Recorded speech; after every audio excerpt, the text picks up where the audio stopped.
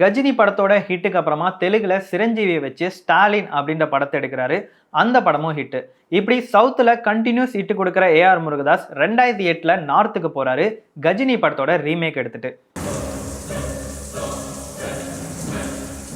பொதுவா ரீமேக் படத்துல நடிக்க மாட்டேன்னு சொல்ற ஆமீர் கான் சூர்யா சொன்னனால நடிக்கிறாரு. கஜினி 2008ல இந்தியாவோட முதல் 100 கோடி ரூபாய் படமா வருது.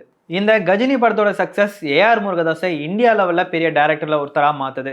அதுக்கப்புறம் 3 வருஷம் எந்த படத்திலுமே கமிட் ஆகாத ஏஆர் முருகதாஸ் 2011ல மறுபடியும் சூர்யாவை வச்சு 7ஆம் அறிவு அப்படிங்கிற படத்தை எடுக்கிறாரு. இந்த படத்துக்கான எக்ஸ்பெக்டேஷன் அப்படின்றது ரொம்பவே பயங்கரமா இருக்கு. காரணம், இந்த படத்தோட பட்ஜெட், காஸ்ட் அண்ட் க்ரூ இதெல்லாம் தாண்டி இந்த படத்தோட வில்லன்.